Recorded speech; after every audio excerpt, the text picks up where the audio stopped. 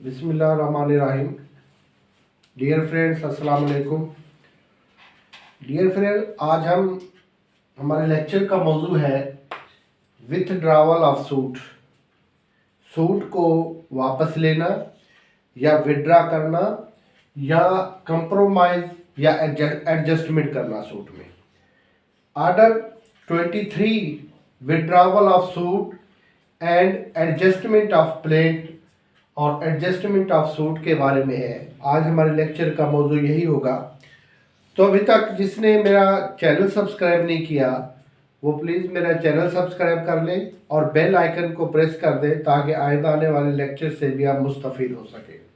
तो हम चलते हैं अपने लेक्चर की तरफ। ऑर्डर 23 रूल 1 से शुरू करते हैं। ऑर्डर 23 रूल 1 करता है deal with the withdraw of the suit. Order 23 के दो पोर्शन हैं। नंबर 1, आप सिंपल विड्रा भी कर सकते हैं सूट को, यानी आप जो है वो बगैर किसी फर्दर, अगर आपको ज़रूरत नहीं है, आप ज़रूरत महसूस नहीं करते कि मुझे दोबारा इसी कॉज ऑफ एक्शन पर इसी पार्टी के खिलाफ दोबारा केस करना पड़ेगा तो आप सिंपल विड्रा भी कर सकते हैं। और ये ऑर्डर 23 रूल 1 में है सिंपल विड्रा। रूल 1 डील करता है रूल 1 का सब रूल 1 ये डील करता है सिंपल विड्रा के साथ। Simple withdraw of suit. अगर आप सिंपल विड्रा ऑफ सूट करेंगे तो आप दोबारा इसी पार्टी के खिलाफ या इसके रिप्रेजेंटेटिव्स के खिलाफ और इसी काज ऑफ एक्शन पर दोबारा केस दाखिल नहीं कर सकते। लेकिन अगर आप को ये खदशा है और आप समझते हैं कि मेरा जो केस है उसमें कुछ टेक्निकल फॉल्ट है या कुछ उसमें जो है वो ऐसी चीज़ें मिस हो गई हैं, रह गई हैं जो मुझे लिखनी चाहिए थी, मैं लिख नहीं सका और मैं ये केस वापस लेके दोबारा दाखिल करना चाहता हूँ, तो आपको सिंपल विड्रा नहीं करना। फिर आप जाएंगे ऑर्डर 23 रूल 1 सब रूल 2 में। फिर आप एप्लीकेशन देंगे ऑर्डर 23 रूल 1 सब रूल 2 में और उसमें आप वो ग्राउंड या वो मिस्टेक लिखेंगे जिस मिस्टेक या ग्राउंड की वजह से आप ये केस वापस लेना चाहते हैं और दोबारा केस दाखिल करने की परमिशन भी लेना चाहते हैं। वो ग्राउंड या वो डिफेक्ट क्या क्या हो सकता है। 2 पॉइंट्स है सब रूल 2 में, 2 पॉइंट्स है। 2 पॉइंट पर विड्रा कर सकते हैं suit with the permission of file fresh one. Number 1 है सम फॉर्मल डिफेक्ट।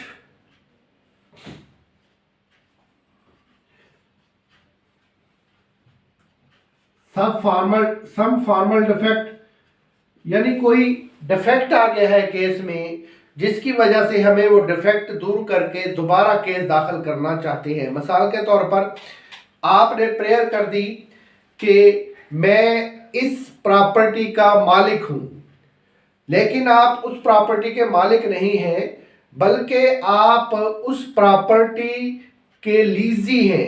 आपने वो प्रॉपर्टी लीज पे ली है या आपने वो प्रॉपर्टी किराए पे ली है, तो आप ओनर तो नहीं हुए, आप तो मालिक हुए। आप ओनर तो नहीं हुए, आप तो लीजी हुए या आप किराएदार हुए। लेकिन आपने प्रेयर में कर दिया कि डिक्लेयर किया जाए कि मैं ओनर हूं इस प्रॉपर्टी का, तो ये एक फॉर्मल डिफेक्ट आ गया सूट में। अब उस डिफेक्ट को दूर करने के या तो आप 6 रूल 17 दें। 6 रूल 17 जो है वो महदूद लिमिट है उसकी लिमिट यह है कि आप उस केस में ऐसी अमेंडमेंट नहीं करवा सकते जिससे पूरा केस ही चेंज हो जाए। तो लिहाजा इस डिफेक्ट को दूर करने के लिए आप ऑर्डर 23 रूल 1 सब रूल 2 की एप्लीकेशन देंगे कि मैं ये केस वापस लेना चाहता हूं और मुझे परमिशन दी जाए कि मैं दोबारा यही केस इसी पार्टी के खिलाफ दाखिल कर सकूं। तो आप ऑर्डर 23 रूल 1 सब रूल 2 में एप्लीकेशन देंगे। उसमें कुछ फॉर्मल डिफेक्ट। और दूसरा किस ग्राउंड पर आप वापस ले सकते हैं, एक तो कोई फॉर्मल डिफेक्ट है जो मैंने अभी आपको मिसाल दी है, दूसरा है कोई सफिशिएंट ग्राउंड हो, कोई सफिशिएंट ग्राउंड हो।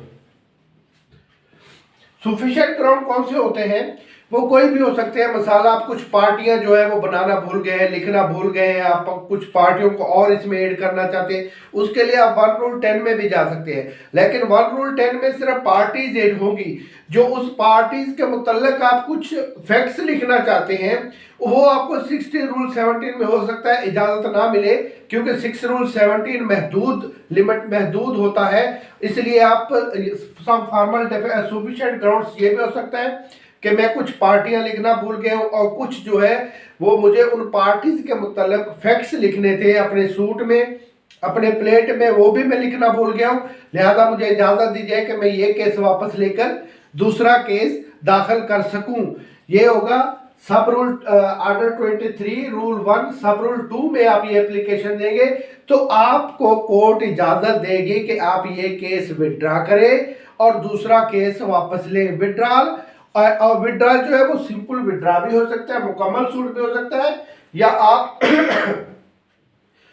सूट का कोई पार्ट जो है वो अबेंडन करना चाहते हैं, कोई पार्ट सिर्फ वापस लेना चाहते हैं। मिसाल के तौर पर आपने सूट दाखिल किया, सूट फॉर पोजीशन, कब्जे के लिए, मुझे कब्जा भी लेकर दिया जाए और मुझे मीन प्रॉफिट भी लेकर दिया जाए, यानी मैं इन्होंने जो मेरी प्रॉपर्टी इतना अर्सा गैर कानूनी तौर पर इस्तेमाल की है उसका मुझे पैसे भी लेकर दिए जाए। लेकिन आप आगे जाकर सोचते हैं कि मैं जो मीन प्रॉफिट है, जो मैं क्लेम कर रहा हूँ, पैसे क्लेम कर रहा हूँ, वो मैं वापस लेना चाहता हूँ, लेकिन आप कब्जे का केस रहने देंगे और सिर्फ उसका पार्ट जो है वो मीन प्रॉफिट का पार्ट वो भी विड्रॉ कर सकते हैं।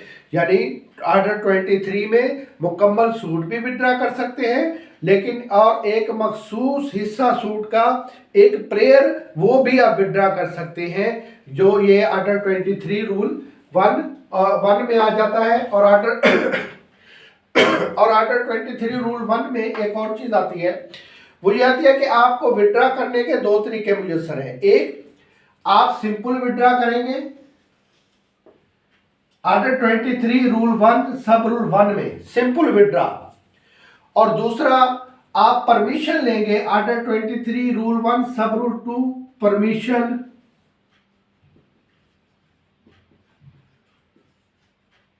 For filing fresh suit. Withdraw करने के 2 तरीके हैं, सिंपल विड्रॉ करेंगे या आप परमिशन लेंगे कि मैं नया केस दाखिल करना चाहता हूं। मिसाल के तौर पर आपने अगर ये परमिशन नहीं ली नए केस दाखिल करने की, आपने सिंपल विड्रॉ कर दिया, ये परमिशन ही नहीं ली कि मैंने नया सूट दाखिल करना है, या कोर्ट ने आपकी परमिशन जो है वो ग्रांट नहीं की और विड्रॉ कर दिया और आपने उसकी अपील दाखिल की, तो आप फिर नया सूट दाखिल नहीं कर सकते। ऑर्डर 23 रूल 1 सब रूल 2, ऑर्डर 23 का रूल 1 सब रूल 3 प्रिक्लूड करता है कि आप उसी काज ऑफ एक्शन पर दोबारा सूट दाखिल नहीं कर सकते। अगर आपने ऑर्डर 23 रूल 1 सब रूल 2 के तहत परमिशन नहीं ली नया केस दाखिल करने की, तो आपको नया केस दाखिल करने से मना कर दिया है ऑर्डर 23 रूल 1 ने ही। प्रिक्लूडेड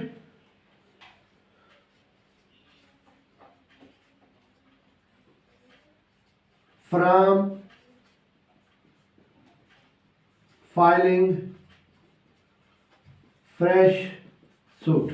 ऑर्डर 23 रूल 1 ने अगर आपने परमिशन नहीं ली नया केस दाखिल करने की, तो ऑर्डर 23 रूल 1 ने प्रीक्लूड कर दिया है, आपको रोक दिया है कि आप उसी काज ऑफ एक्शन पर फ्रेश सूट दाखिल नहीं कर सकते। अगर इसके मतलब कुछ केसला लिखने हैं तो बहुत ही अच्छे केसला है इस पर।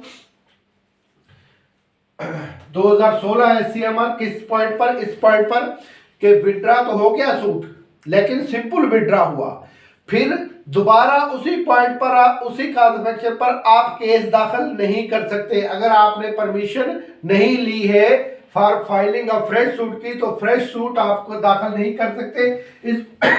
इस पॉइंट पर केस लाए 2016 SCMR, पेज नंबर है 1916। और एक और केस लिख ले 2017 SCMR, पेज नंबर है 22005। एक और केस लिख लीजिए 2018 MLD, पेज नंबर है 186। ये तीनों केस ला इस पॉइंट पर हैं कि सूट विड्रा हो गया मगर सिंपल विड्रा हुआ और उसी काज ऑफ एक्शन पर दोबारा आप केस दाखिल नहीं कर सकते। ऑर्डर 23 रूल 1 सब रूल 3 आपको प्रीक्लूड करता है for filing of the fresh suit, और ये उस पर केस ला है कि आप दोबारा केस ये वही सूट दाखिल नहीं कर सकते।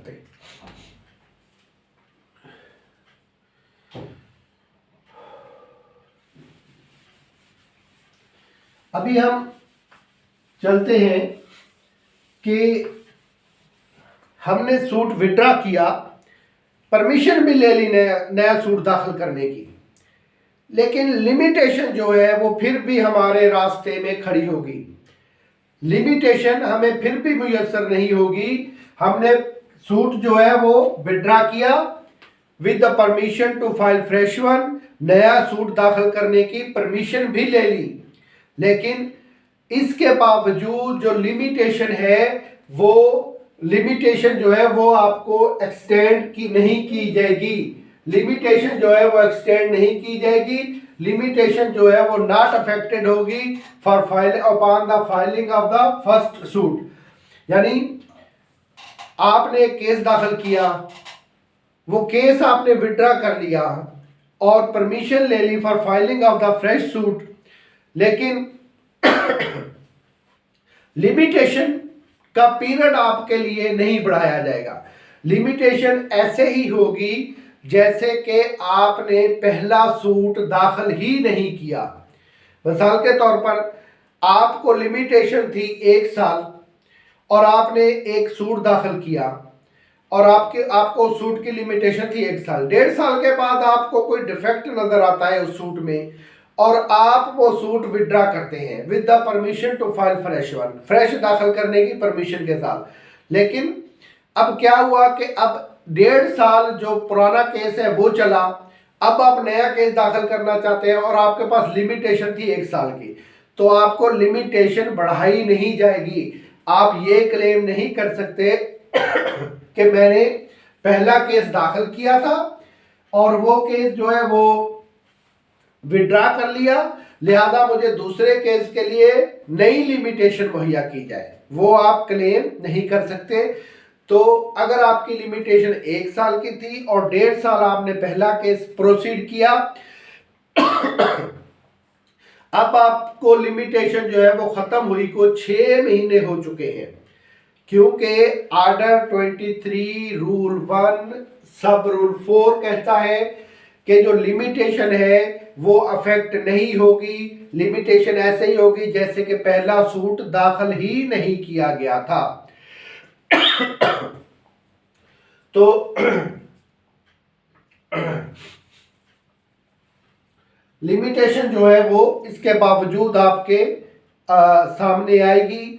तो अगर आपके पहला केस चलते हुए को काफ़ी टाइम गुजर चुका है और लिमिटेशन आपकी ख़त्म हो चुकी है, तो आप वो केस विड्रा ना करें, उसी केस में अमेंडमेंट करवाने की कोशिश करें, क्योंकि अगर आपने विड्रा किया तो आपका जो फ्रेश सूट है वो लिमिटेशन में ही डिसमिस हो जाएगा। लिमिटेशन जो है वो आपको नहीं दी जाएगी।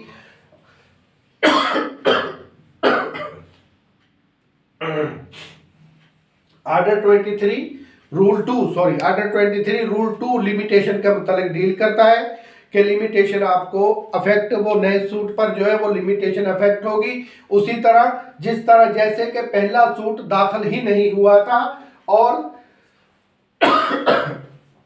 सेक्शन 14 ऑफ लिमिटेशन एक्ट इस पर अप्लाई नहीं होगा। Section 14 of limitation act, section 14 of limitation act क्या है? सेक्शन 14 ऑफ लिमिटेशन एक्ट कहता है कि exclusion of time of proceeding which has been filed bona fidely and in the court having not jurisdiction। Section 14 कहता है कि अगर आपने एक केस ऐसी कोर्ट में दाखिल कर दिया है जिस कोर्ट को वो केस सुनने की ज्यूरिसडिक्शन ही नहीं है, तो लिमिटेशन जो है वो जो फर्स्ट सूट आपने दाखिल किया था उसकी लिमिटेशन एक्सक्लूड कर दी जाएगी। मगर आर्टिकल 23 रूल 1 और 2 में जो है, रूल 2 में जो है वो लिमिटेशन इफेक्ट होगी। सेक्शन 14 के तहत आप लिमिटेशन पीरियड एक्सटेंड करने का, एक्सक्लूड करने का क्लेम नहीं कर सकते। इस पर एक केस लिख लीजिए 1989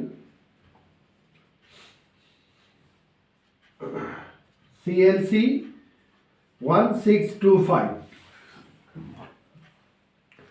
इस केसला के मुताबिक सेक्शन 14 ऐसी जगह पर अप्लाई नहीं होगा जहां पर आपने आर्टिकल 23 रूल 1 के तहत with permission to file fresh one पहला सूट विड्रा किया था। वहां पर section 14 of limitation act apply नहीं होगा। Section 14 of limitation act apply कहां पे होगा? जब कोर्ट आपको अंडर आर्डर, यू का मतलब है अंडर आर्डर 7 रूल 10 CPC, जब कोर्ट आपको 7 रूल 10 के तहत सूट वापस कर दे, रिटर्न कर दे, और उसमें ग्राउंड ये हो कि इस कोर्ट को, ये कोर्ट इम्पावर नहीं है, इस कोर्ट को ज्यूरिसडिक्शन नहीं है ये सूट इंटरटेन करने की, लिहाजा ये सूट प्रॉपर फॉर्म पर पेश किया जाए, तब section 14 of limitation act apply होगा। Otherwise section 14 of limitation act under 23 rule 1 में एक्सक्लूड है, ये अप्लाई नहीं होगा और आपको लिमिटेशन पीरियड जो है वो इनहेंस नहीं किया जाएगा। जो पहले सूट का लिमिटेशन पीरियड है वो एक्सक्लूड नहीं किया जाएगा। आर्टिकल 23 में ही है adjustment of suits.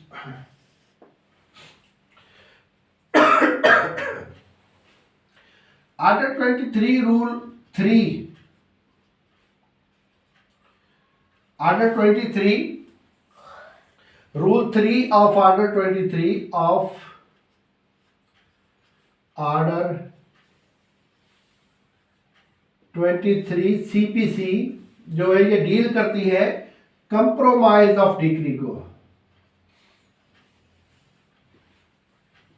Compromise decree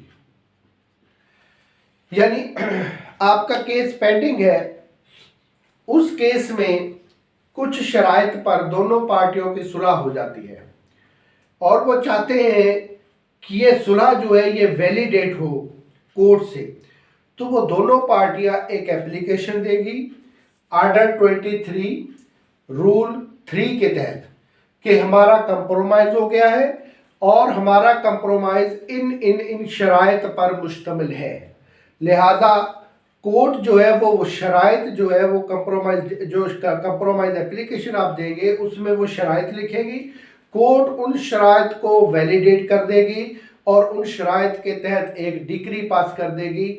वो डिक्री जो है वो अफेक्टेड होगी और एग्जीक्यूटेबल होगी और ये कंप्रोमाइज जब होगा दो पार्टियों के दरमियान, ये कंप्रोमाइज डिक्री जो है ये अपील एबल भी नहीं है, इसकी अपील में भी आप नहीं जा सकते और 12(2) भी इसमें आप नहीं जा सकते। वो दोनों पार्टियां जो मौजूद थी कोर्ट में वो आगे चलकर ये क्लेम नहीं कर सकती, अपील में भी नहीं जा सकती, वो पार्टियां जो मौजूद थी कोर्ट में, और 12(2) में भी नहीं जा सकती क्योंकि हाँ, कोई नई पार्टी जो है वो अगर 12-2 में जाएगी, मुझे बना, मैं इस प्रॉपर्टी में हिस्सेदार हूँ या मैं मेरा इस प्रॉपर्टी में कुछ राइट है, तो मुझे इस केस में पार्टी ही नहीं बनाया गया और उन्होंने, इन दोनों पार्टियों ने मिली भगत करके आपस में धोखाधड़ी से ये कंप्रोमाइज डिक्री पास करवा लिया, तब वो कंप्रोमाइज डिक्री चैलेंज हो सकती है।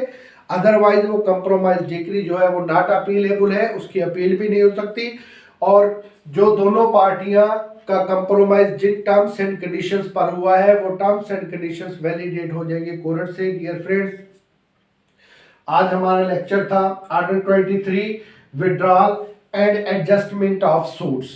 तो अभी तक जिस दोस्त ने मेरा चैनल सब्सक्राइब नहीं किया वो मेरा चैनल सब्सक्राइब कर दे और बेल आइकन को प्रेस कर दे। Thank you. नेक्स्ट जो है वो वीक में हम किसी और पॉइंट पर लेक्चर देंगे। Thank you so much.